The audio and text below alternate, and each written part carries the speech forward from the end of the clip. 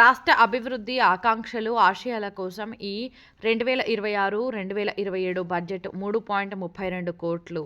ఆంధ్రప్రదేశ్ రాష్ట్ర అభివృద్ధి, రాష్ట్ర ప్రజల ఆకాంక్షలు, ఆశయాలను ముందుకు తీసుకుని వెళ్లే విధంగా 2026-2027 సంవత్సర బడ్జెట్ రాష్ట్ర ఆర్థిక మంత్రి పయ్యావుల కేశవ్ ప్రవేశపెట్టారని సూలూరుపేట నియోజకవర్గం ఎమ్మెల్యే నల్లవెల విజయశ్రీ తెలియజేశారు. నాయుడుపేట తెలుగుదేశం పార్టీ కార్యాలయం నందు ఏర్పాటు చేసిన మీడియా సమావేశంలో మాట్లాడుతూ ఉమ్మడి కూటమి ప్రభుత్వం ఆంధ్రప్రదేశ్ రాష్ట్రాన్ని అటు అభివృద్ధి పథంలో ఇటు సంక్షేమ సమపాళ్లలో చేసుకుంటూ డబుల్ ఇంజన్ సర్కార్ల ముందుకు దూసుకుని వెళ్తుందని తెలిపారు.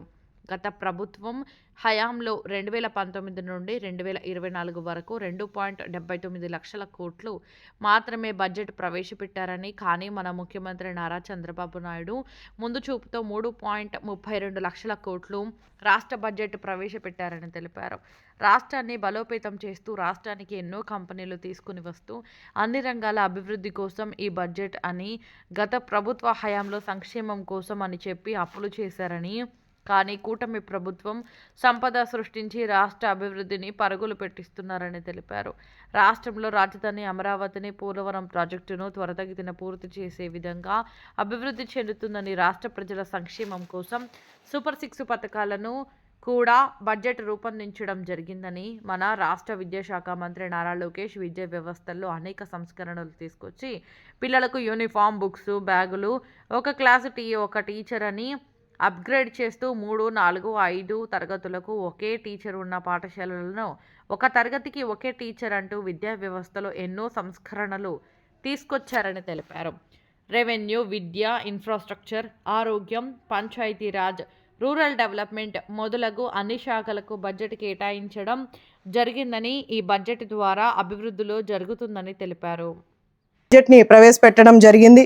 అలాగే గతంలో మనకు అభివృద్ధి జరిగిన కొంతవరకు అభివృద్ధి జరగలేదు, కానీ జరిగిన కొన్ని వాటికి, అలాగే కొన్ని అందించిన సంక్షేమ పథకాలకు కూడా అప్పులు చేసి రాష్ట్రం మీద ఈరోజు రాష్ట్రాన్ని వదిలిపెట్టి వెళ్ళిన గత ప్రభుత్వ నాయకుల్ని పెట్టారు గత ప్రభుత్వ నాయకులు. కానీ ఈసారి మన ముఖ్యమంత్రి వర్యులు ఎలాంటి రాష్ట్రం మీద అప్పులు వదలకుండా సంపదను సృష్టించి కంపెనీల్ని ఎంతో ఆకర్షించి మన రాష్ట్రానికి తీసుకొస్తూ ఈరోజు బడ్జెట్ని ప్రవేశపెట్టారు.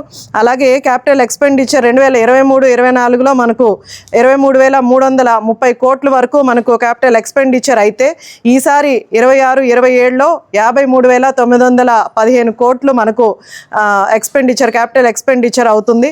ఎందుకంటే మనకు అటు అమరావతి రాజధాని కానీ, అలాగే పోలవరం ప్రాజెక్టులు, ఇవన్నీ కూడా రాష్ట్రానికి ఎంతో ఉపయోగపడే, ఇవన్నీ కూడా అభివృద్ధి చేయడానికి ముందుకెళ్తున్నారు. అలాగే ఈరోజు ఈ బడ్జెట్ అంతా కూడా అన్ని రంగాల్లో ముఖ్యంగా రెవెన్యూ ఏదైతే ఉందో దానికి 2,56,143 కోట్ల వరకు మనకు కేటాయించడం జరిగింది. అలాగే మన ప్రచారంలో ఏవైతే చెప్పామో సంక్షేమ పథకాలన్నీ కూడా, అటు తల్లికి వందనం కానీ, సూపర్ 6 పథకాలన్నీ కూడా ఈరోజు బడ్జెట్ రిలీజ్ చేసి అన్ని శాఖలకు కూడా అందించడం జరిగింది. దాంట్లో ముఖ్యంగా ఎడ్యుకేషన్, మన నారా లోకేష్ గారు ఎడ్యుకేషనల్ సంస్థలో ఆయన ఎన్ని మార్పులు తీసుకొచ్చారో మనందరికీ కూడా తెలుసు. అటు యూనిఫామ్స్ నుంచి కూడా, బుక్స్ నుంచి కూడా అన్ని మార్పులు తీసుకొచ్చి, అలాగే స్కూల్స్ని కూడా అప్గ్రేడ్ చేస్తూ వన్ క్లాస్ 1 టీచర్ అని తీసుకొచ్చి, ఏదైతే 3, 4, 5 తరగతుల్లో ఒకే టీచరు టీచ్ చేస్తుంటే అలా కాదని, పిల్లలకి లెర్నింగ్ అవుట్కమ్ మంచిగా రావాలని 1 క్లాస్ 1 టీచర్ని తీసుకొచ్చి ఈరోజు స్కూల్స్ అన్నీ కూడా అప్గ్రేడ్ చేసి స్కూల్ ఎడ్యుకేషనల్ సంస్థని ఎంతో సమర్థవంతంగా ముందుకు తీసుకెళ్తున్నారు. దానికి గాను మనకు స్కూల్ ఎడ్యుకేషన్కి 32,308 కోట్లు మనకు నిర్ణయించడం జరిగింది బడ్జెట్ని. అలాగే ఇన్ఫ్రాస్ట్రక్చర్ అంతా కూడా 1,500 కోట్ల వరకు దానికి కేటాయించి, ఏవైతే స్కూల్స్ ఉన్నాయో దానికి చాలా వరకు ఇన్ఫ్రాస్ట్రక్చర్ మనకు చాలా వరకు తక్కువగా ఉంది. అంటే బెంచెస్ కావచ్చు, లేకపోతే అక్కడ ఉన్న ఫ్యాన్స్ కావచ్చు, లేకపోతే క్లాస్ రూమ్స్ డెవలప్మెంట్ కావచ్చు. గతంలో బిల్డింగ్స్ కడతామని చెప్పి సగం బిల్డింగ్స్ కట్టి కూడా అట్లే వదిలిపెట్టేసిన పరిస్థితి మనం చూసాం. కానీ ఈరోజు ఈ ఎడ్యుకేషనల్ బడ్జెట్లో మనకి ఇచ్చిన 32,300 308 కోట్లని ఇన్ఫ్రాస్ట్రక్చర్కి మనకు 1500 కోట్ల వరకు మనకు ఉపయోగించి డెవలప్మెంట్ అంతా కూడా ఏవైతే ఆగిపోయి ఉన్న బిల్డింగ్స్ అవన్నీ కూడా పూర్తి చేసి పిల్లలకు అందించాలని ఇన్ఫ్రాస్ట్రక్చర్కి కూడా కేటాయించడం జరిగింది. అలాగే హెల్త్ అండ్ మెడికల్ మన ముఖ్యమంత్రి గారు ఎప్పుడూ చెప్తూ ఉంటారు, ఆరోగ్యంగా ఉండాలని. ఆరోగ్యం గురించి మనం ఏమి జాగ్రత్తలు తీసుకోవాలో కూడా రాష్ట్ర ప్రజలకి ఆయన అలవాటు చేసుకుంటూ వచ్చారు. అటు యోగాంధ్ర కావచ్చు, అలాగే మనకు చేసే స్వచ్ఛాంధ్ర కావచ్చు, పరిసరాలని శుభ్రంగా పెట్టుకొని హెల్త్ని మనం ప్రమోట్ చేసుకోవాలి, హెల్త్ని మనకు మంచిగా ప్రమోట్ అవ్వాలని ముఖ్యమంత్రి గారు చెప్తూ ఉంటారు. దాంట్లో భాగంగా హెల్త్ అండ్ మెడికల్కి మనకు 19,306 కోట్ల వరకు మనకు కేటాయించడం జరిగింది. అలాగే పంచాయత్ రాజు, అలాగే రూరల్ డెవలప్మెంట్కి ఇప్పుడే మనము మన కూటమి ప్రభుత్వం వచ్చిన తర్వాత గ్రామీణ ప్రాంతాల్లో ఎక్కువగా ఎస్సీ ఎస్టీ కాలనీస్లో మనం ప్రత్యేకంగా తీసుకొని అవన్నీ కూడా రోడ్లు వేసుకుంటూ డెవలప్ చేస్తున్నాం. ప్రతి గ్రామీణ ప్రాంతాల్లో ప్రతి చోట ప్రజలు ఎవరు ఇబ్బంది పడకుండా, గతంలో మనం ప్రచారాలకు వెళ్ళినప్పుడు కూడా మనం చూసాం రోడ్లు ఎంత అధ్వానంగా ఉన్నాయో. కనీసం మనం నడవడానికి కానీ బండ్లు వెళ్ళడానికి కూడా ఎంతో ఇబ్బందులైన పరిస్థితులు నాయకులందరం కూడా చూడడం జరిగింది. ఆ రోజు అందరూ కూడా గ్రామీణ ప్రాంతాల్లో ఎక్కువగా వాళ్ళు అడిగేది వసతులు, ఎక్కువగా రోడ్లు కానీ లేదా తాగునీరు ఇలాంటి కొన్ని వసతులు అడుగుతారు. అందులో మనం కూటమి ప్రభుత్వం వచ్చిన తర్వాత గ్రామీణ ప్రాంతాల్లో పంచాయతీ రాజ్ కింద ఈ ఎన్ఆర్జీఎస్ కింద మనం రోడ్లన్నీ వేసుకోవడం జరిగింది. ఇప్పుడు పంచాయతీ రాజ్లో మన నియోజకవర్గానికి కూడా 9 కోట్ల వరకు శాంక్షన్ అయింది. త్వరలోనే టెండర్స్ పిలిచి ఆ వర్కులు కూడా స్టార్ట్ చేస్తాం.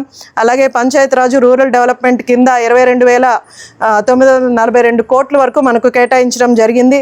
దగ్గర 4,000 కిలోమీటర్లు ప్లస్ 4,000+ కిలోమీటర్లు కూడా మనం అన్నీ కూడా వేసుకొని అన్నీ కూడా పూర్తి చేసుకుంటాం. ఇప్పటికి కూడా చాలా వరకు రోడ్లన్నీ అయిపోయి ఇంకా పెండింగ్ ఉన్నవి కూడా ఫిబ్రవరి ఎండింగ్ అంతా కూడా రోడ్లన్నీ కంప్లీట్ అయిపోతాయి. ఆ తర్వాత మిగిలిన ఏప్రిల్ నుంచి మళ్ళీ కూడా రోడ్స్ పెట్టుకొని ఎక్కడైతే రాష్ట్రంలో పెండింగ్ ఉన్నాయో ముఖ్యంగా మన నియోజకవర్గంలో అన్నీ కూడా పూర్తి చేసుకోవడం జరుగుతుంది. అలాగే ఇరిగేషన్ వాటర్ రిసోర్స్ కింద 18,224 కోట్లు మనకు కేటాయించడం జరిగింది.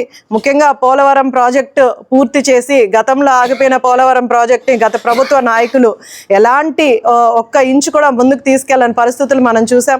ఈరోజు చంద్రబాబు నాయుడు గారు వచ్చిన తర్వాత ప్రతి వారం కూడా సోమవారం పోలవరం విజిట్ చేసి అక్కడ ఎలా డెవలప్మెంట్ జరుగుతుంది, లేకపోతే పనులు ఎలా ముందుకెళ్తున్నాయని కూడా చూసుకుంటూ వస్తున్నారు. అలాగే మాకు కూడా ఎమ్మెల్యేస్గా ప్రజాప్రతినిధులుగా మా అందరికీ కూడా చెప్పడం జరిగింది, పోలవరం ప్రాజెక్ట్ని విజిట్ చేయమని కూడా మా అందరికీ కూడా చెప్పడం జరిగింది. అలాగే పోలవరం ప్రాజెక్ట్కి 6,105 కోట్ల వరకు దానికి కేటాయించి 2027 ఆఖరికంతా కూడా పోలవరం పూర్తి చేసే దిశగా మన ముఖ్యమంత్రి గారు ముందుకెళ్తున్నారు. అలాగే ఎనర్జీ కింద 13,934 కోట్లు కేటాయించడం జరిగింది. అలాగే ఎస్సీ ఎస్టీ ఎవరైతే ఉన్నారో వాళ్ళందరికీ, అలాగే రైతులందరికీ కూడా ఫ్రీ ఉచిత ఎలక్ట్రిసిటీ కూడా అందించడం జరుగుతుంది. అలాగే సోలార్ ప్యానల్స్ వల్ల మనము కరెంట్ని ఉపయోగించుకోవచ్చు, మిగిలిన కరెంటు మనకు సేవ్ అవుతుందని కూడా మన చంద్రబాబు నాయుడు గారు చెప్పారు. కాబట్టి సోలార్ ప్యానల్స్ అంతా కూడా దాని గురించి అవగాహన తెచ్చుకునేలాగా ప్రజలందరికీ కూడా ఇంకా అవగాహన పెంచి దాని సోలార్ ప్యానల్స్ గురించి కూడా ఖచ్చితంగా మనం ముందుకెళ్తాం. అలాగే మనకు ఏవైతే పథకాలు ప్రచారం అప్పుడు మన ముఖ్యమంత్రి గారు హామీలు ఇచ్చారో సూపర్ 6 పథకాల కింద తల్లికి వందనం కింద ఈరోజు 67.27 లక్షల వరకు మనకు స్టూడెంట్స్కి మనము ఈ బడ్జెట్ కూడా ఇవ్వడం జరుగుతుంది. దానికి ప్రతి బిడ్డకి 15,000 కింద, గతంలో ఒక బిడ్డనే చదివించుకునే వాళ్ళు ఇంకా వేరే బిడ్డలు ఉంటే వాళ్ళని పనికి పంపించడం, అంటే చదివించుకునే స్తోమత లేక పనులకు పంపించడం కానీ ఇవన్నీ జరుగుతున్నాయి.